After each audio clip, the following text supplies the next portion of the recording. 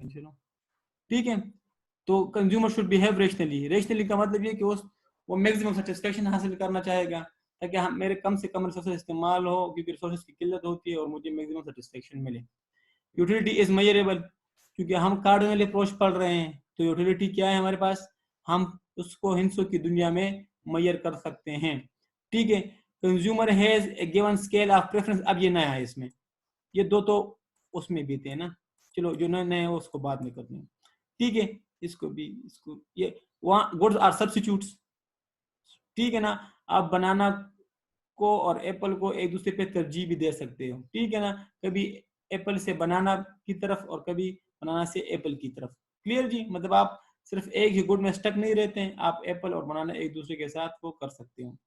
Price of good are unchange, price remain the constant. Clear जी। Consumer income is fix, consumer की income में increase ना आए, 5 की 5 रहे। ठीक है ना, ये ना कि 5 से अगर 7 पे चले जाए तो वो फिर हम, आपको कॉम्बिनेशन याद है जो वो एक एक जिसमें आखिर में आ रहा था, तो फिर हम वो भी अचीव कर सकते हैं। तो कंज्यूमर की इनकम में कोई चेंज ना आए। Margin utility of money is constant. देखें मैंने कल आपसे क्या कहा था कि मार्जिन यूटिलिटी क्या होती है, अमीरों के लिए मनी की मार्जिन यूटिलिटी कम होती है। मैंने आपको मिसाल दी थी ना, अगर आप आर्टिकल शिप कर रहे हो और आपसे 500 रुपये गुम जाए तो आपका पूरा बजट हिल जाएगा। लेकिन अगर आप किसी कंपनी के सीएफओ या डायरेक्टर फाइनेंस और आपकी तनख्वाह 2.5 से 3 लाख हो तो 5 रुपये आपके लिए इतने मायने नहीं रखते। तो उसके लिए भी इधर भी ये एजम्पशन है कि आपकी मार्जिन ऑफ मनी कांस्टेंट रहे। क्लियर जी। अब ये दो तीन पॉइंट्स तो पुराने वाले में से थे, ये और क्लियर। और कंज्यूमर की इनकम फिक्स्ड है, मार्जिन ऑफ मनी ये थोड़ा सा नया पॉइंट है, इसको आप याद कर लें। Clear. Consumer has a given scale of preference, ये पॉइंट्स और ये पॉइंट्स तकरीबन मिलता जुलता पॉइंट्स हैं कि कंज्यूमर एप्पल को बनाना पे और बनाना को एप्पल पे वो तरजीह दे सकता है। फॉर एग्जांपल अगर वो एप्पल पे 1 रुपया खर्च करना चाहते हैं तो इट्स ओके, बाकी 4 रुपये वो बनाना पे खर्च कर सकता है। अगर वो बनाना पे 4 रुपये खर्च करना चाहता है और एप्पल पे 1 रुपये तो इट्स ओके। अगर वो बनाना पे 3 और एप्पल पे 2 या एप्पल पे 3 और बनाना पे 2 तो उसकी अपनी प्रेफरेंस है, उसकी अपनी टेस्ट है, कोई मसला नहीं, इसके टेस्ट में कोई फर्क ना आए, वो प्रेफरेंस दे सकता है आपस में। तो एजम्पशन में कोई इशू पढ़ ले शाबाश, 1-2 मिनट लें।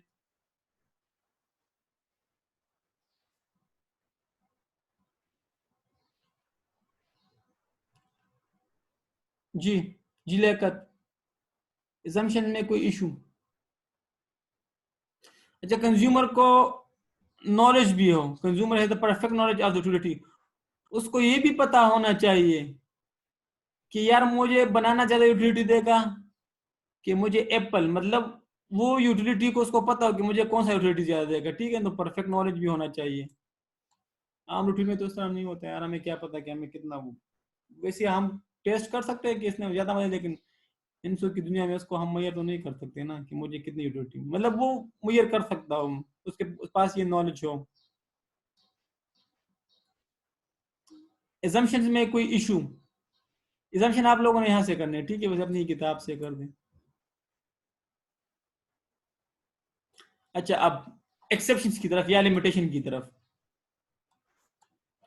आगे जाए कि ना।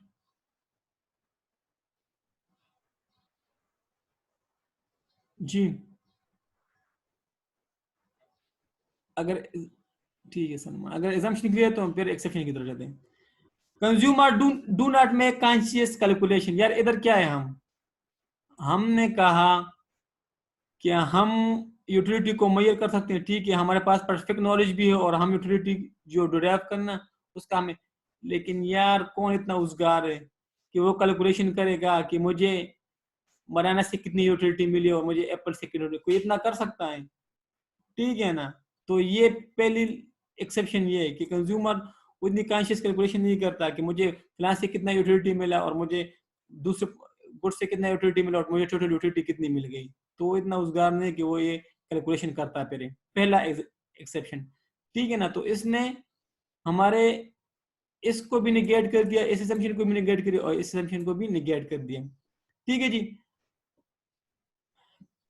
कंज्यूमर इग्नोरेंस, यार कभी कभी कंज्यूमर को पता भी नहीं होता, कंज्यूमर में be unaware of other available alternatives, in this case substitution could take place and the law would not operate. ठीक है, कि यार इस तरह हमने क्या कि कंज्यूमर आर वो गुड्स आर सब्स्टिट्यूट्स, ठीक है ना, कि वो एक दूसरे को सब्स्टिट्यूट भी कर सकते हो, लेकिन उसको क्या पता, कंज्यूमर एक उसको पता ही नहीं है कि मेरे एप्पल का और बनाना का आपस में सब्स्टिट्यूट्स क्या है, ठीक है ना। वो इतना फारिग बंदा नहीं होता कि वो अब पता है कि यार एप्पल बनाना की वो डिमांड फुलफिल करेगा या बनाना एप्पल की वो जगह ले लेगा, वो इनको इतना पता नहीं था ना, वो इग्नोर होते हैं इन चीजों से। तो ये इसने हमारे इस असम्पशन को नेगेट कर दिया, क्योंकि गुड्स आर सब्स्टिट्यूट्स। तो कहते हैं यार कंज्यूमर को ये पता नहीं होता किस चीज का कौन सा सब्स्टिट्यूट है।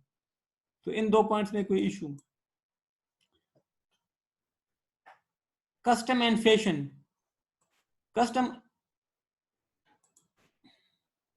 कस्टम एंड फैशन, इसने हमारा ये कंज्यूमर है scale of preference of the goods, कि उसकी प्रेफरेंस और चॉइस मसलन एप्पल और बनाना तक महदूद रहे, लेकिन कभी कभी ऐसी चीजें जो कि फैशन का हिस्सा हो, ठीक है ना, वो हमारे इस्लाह को खराब कर लेती है। For example some purchase are made based on custom, कभी कभी कुछ चीजें इंसान मजबूरी में भी ले लेता है, और कभी कभी एक चीज फैशन में आ जाती है, ठीक है ना, तो आपको वो चीज मजबूरन लेनी पड़ती है, हालांकि उसकी यूटिलिटी कम होती रहती है, लेकिन मजबूरन आप उस चीज को इस्तेमाल करें, क्योंकि वो चीज कस्टम में होती है, वो आपकी प्रेफरेंस से हट के होती है। फॉर एग्जाम्पल आप कहते हैं यार मैं एप्पल और बनाना को प्रेफरेंस देता हूँ, लेकिन फॉर एग्जाम्पल आप डॉक्टर ने आपसे कहा कि आप फॉर एग्जाम्पल स्ट्रॉबेरी वगैरह भी यूज करें, ठीक है ना, आप जो है ना अनार भी यूज करें, उससे भी खून बढ़ती रहती है।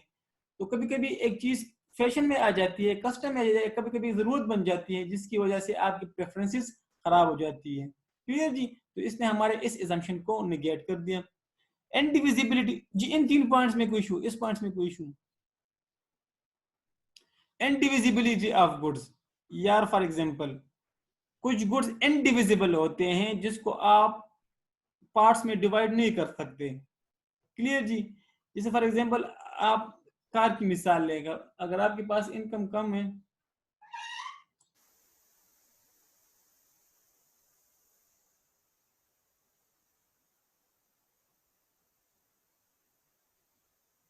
ठीक है, अगर आप फॉर एग्जांपल आपने गाड़ी भी खरीदनी है और कोई और गुड भी खरीदना है, और आपके पास इतने पैसे ना हो कि आप गाड़ी पूरी की पूरी खरीदे, तो क्या आप उसको पार्ट्स में खरीदेंगे? ठीक है ना। अगर आपने दो गुड्स का हम पढ़ते हैं ना, तो अगर आपने दो गुड्स खरीदने हैं, फॉर एग्जाम्पल आपने गाड़ी खरीदनी है, कोई और गुड्स खरीदना है, लैपटॉप फॉर एग्जाम्पल खरीदना है, तो या तो अगर आपने लैपटॉप भी खरीदना है और गाड़ी भी खरीदना है, तो अगर आपने लैपटॉप खरीदना है तो गाड़ी आप पूरी उसकी कीमत नहीं अदा कर पाओगे, क्योंकि आपके पास तो रिसोर्स की कीमत किल्लत है, ठीक है ना। तो क्या आप गाड़ी को फिर पार्ट्स में खरीदोगे? तो कुछ गुड्स ऐसे होते हैं कि वो इंडिविजिबल होते हैं, उनको आप पार्ट्स में नहीं खरीद सकते, ठीक है जी। बाकी अंडरलाइंग असम्पशन मींस कि income of the consumer fixed, ठीक है ना, price of the goods unchange, ये इस तरह मुमकिन नहीं कि ये इनकम फिक्स्ड है, इनकम चेंज होती रहती है और प्राइस भी चेंज होती रहती है, ठीक है ना। तो ये थे आपके एक्सेप्शंस। एक्सेप्शन है कोई इशू?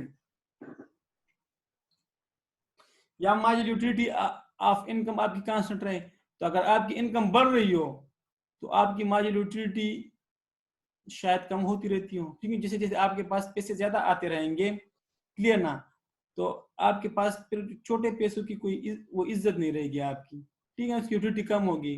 फॉर एग्जाम्पल आपकी इनकम 10,000 से 1 लाख पे बढ़ गई, तो अगर आप 500 आप गिर भी गए, घूम भी हो गए, तो आपकी मार्जिनल यूटिलिटी क्या होगी, वो कम हो जाएगी जी।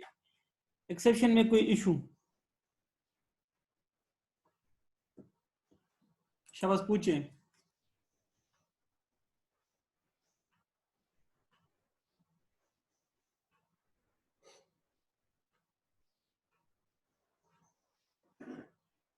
बाकी भी कंफर्म कर दें।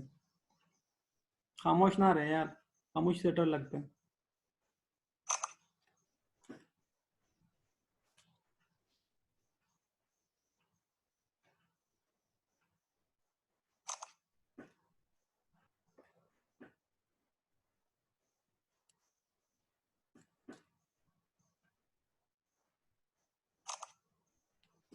अच्छा, अब हम आए थे इसकी प्रैक्टिकल इंपॉर्टेंस की तरफ। ये रहे प्रैक्टिकल इंपॉर्टेंस, एक कंजम्पशंस और एक प्रोडक्शंस, ठीक है ना। ये कंज्यूमर के पर्सपेक्टिव से है, ये प्रोड्यूसर के पर्सपेक्टिव से। The law indicates how a consumer is able to the best choice of his want gain maximum satisfaction, ये ला हमें ये बताता है कि चूंकि कंज्यूमर के पास रिसोर्सेज की किल्लत होती है, तो वो कोई ऐसा कॉम्बिनेशन खरीदेगा, ऐसा चॉइस लेगा वो कि उसकी टोटल यूटिलिटी मैक्सिमम होगी। ठीक है ना? ये कंज्यूमर की हेल्प करवाता है कि आप एक ऐसा चॉइस खरीदो, एक ऐसा कॉम्बिनेशन खरीदो कि आपकी टोटल सेटिस्फेक्शन क्या होगी, वो मैक्सिमम होगी। It suggests how the consumer achieve the optimum allocation of income and expenditure, in other words determine the rate of demand for the different goods। कि यार कौन सी चीज आपके लिए सूटेबल है, किस तरह आप अपने कम से कम रिसोर्सेज को इस्तेमाल करके, अपनी इनकम को इस्तेमाल करके मैक्सिमम सेटिस्फेक्शन हासिल कर सकते हो। जिस तरह उसने हमें ऊपर बताया कि आप ये कॉम्बिनेशन ले लो, कंज्यूमर को बताया, ठीक है, जिधर आपकी यूटिलिटी इक्वल होगी वो आपके लिए मैक्सिमम सेटिस्फेक्शन, उसने बताया ना ऊपर हमें। तो ये कंज्यूमर का भी हेल्प करता है। प्रोड्यूसर का भी हेल्प इस तरह करता है कि अगर उसने 2 प्रोडक्ट प्रोड्यूस करने हैं प्रोड्यूसर ने, तो वो उनसे ये कहेगा कि आप सर इस प्रोडक्ट के इतने यूनिट प्रोड्यूस कर लो और इस प्रोडक्ट के इतने यूनिट प्रोड्यूस कर लो, कि आपकी मार्जिनल प्रोडक्टिविटी आपस में जब बराबर हो। इधर हम इम्पी, मैंने आपसे कहा था ना, ये हम पढ़ेंगे चैप्टर 5 में। चैप्टर 5 में चले जाएंगे तो ये पॉइंट आपका उधर क्लियर हो जाएगा कि प्रोड्यूसर की ये हेल्प करता है कि सर आप उस पॉइंट तक गुड्स को प्रोड्यूस करते रहो जिस पॉइंट तक आपकी मार्जिनल प्रोडक्टिविटी बराबर ना हो। जब आपकी मार्जिनल प्रोडक्टिविटी 2 गुड्स की आपस में बराबर हो जाएगी ना, उसके बाद आप अपनी प्रोडक्शन स्टॉप कर दो, उधर आपकी टोटल प्रोडक्टिविटी मैक्सिमम होगी। So the law indicates how a producer can allocate his resources. देखो, कंज्यूमर के पास भी रिसोर्सेज की किल्लत होती है, प्रोड्यूसर के पास भी रिसोर्सेज की किल्लत होती है, दोनों के पास। ठीक है जी। कंज्यूमर का तो वो हेल्प करवा देते हैं कि आप एक ऐसा कॉम्बिनेशन लो अपने विद इन इनकम में से कि वो आपको मैक्सिमम सेटिस्फेक्शन दें। प्रोड्यूसर को ये हेल्प इस तरह करवाता है कि सर आप उस टाइम तक प्रोड्यूस करते रहो जब आपकी मार्जिनल प्रोडक्टिविटी बराबर हो, जब तक आपकी मार्जिनल प्रोडक्टिविटी बराबर ना हो। जब आपकी 2 गुड्स की मार्जिनल प्रोडक्टिविटी आपस में बराबर होगी, आप उधर पर प्रोडक्शन स्टॉप कर दो, उसके बाद आपकी टोटल प्रोडक्टिविटी मैक्सिमम नहीं होगी, आपकी टोटल प्रोडक्टिविटी उधर मैक्सिमम होगी। प्रोड्यूसर को ये लाभ बताता है जिधर आपकी मार्जिनल प्रोडक्टिविटी इक्वल होगी। तो ये मार्जिनल प्रोडक्टिविटी का कांसेप्ट इंशाल्लाह फिर आपका चैप्टर 5 में कंप्लीट हो जाएगा। अब इन 2 पॉइंट्स को आप पढ़ ले और फिर पूछे, पढ़ के ना मुझसे पूछे कि अगर आपको इसमें कुछ टर्मिनोलॉजी में कोई फर्क हो तो प्रोड्यूसर का ये तब हेल्प करता है कि सर आपकी मार्जिनल प्रोडक्टिविटी अगर 2 गुड्स की आपस में बराबर होगी तो आपकी टोटल प्रोडक्टिविटी मैक्सिमम होगी। आप उस पॉइंट तक प्रोड्यूस करते रहे जब तक आपकी मार्जिनल प्रोडक्टिविटी बराबर ना हो। जब आपकी 2 गुड्स की मार्जिनल प्रोडक्टिविटी बराबर होगी तो आप फिर प्रोडक्शन स्टॉप कर दो, वो आपका मैक्सिमम पॉइंट होगा। अब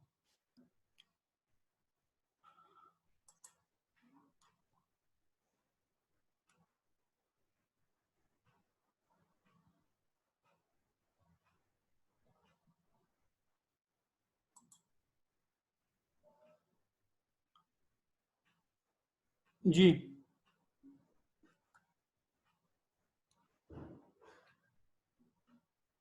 पढ़ ले शाबाश, 2 मिनट ले।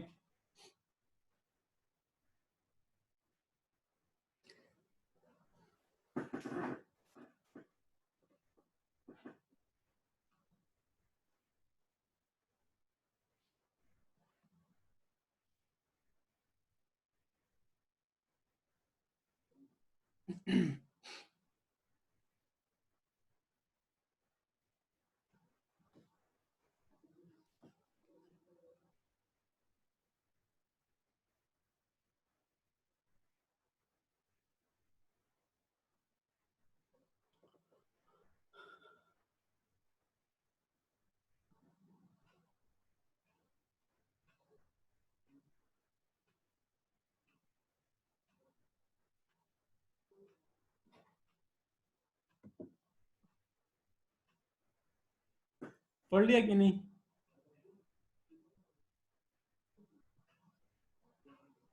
तो हमने कार्डिनल अप्रोच पढ़ लिया। कार्डिनल अप्रोच में हमने लॉ ऑफ डिमिनिशिंग मार्जिनलिटी और लॉ ऑफ इक्विमार्जिनलिटी पढ़ी। इंशाल्लाह कल हम ऑर्डिनल अप्रोच पढ़ेंगे। क्लास कल होगी 9:15 बजे 8:45 पे। इंशाल्लाह अपने टाइम पे। आज भी बच्चे नहीं आए तो वही 12-13 बच्चे उस टाइम भी होते इधर, तो फिर क्या फायदा। ठीक है जी। तो इंशाल्लाह कल क्लास 8:45 पे होगी, 8:45 इंशाल्लाह। कल हम शुरू करेंगे ऑर्डिनल अप्रोच। क्लियर जी? तो अगर कोई सवाल है तो पूछ ले आप लोग।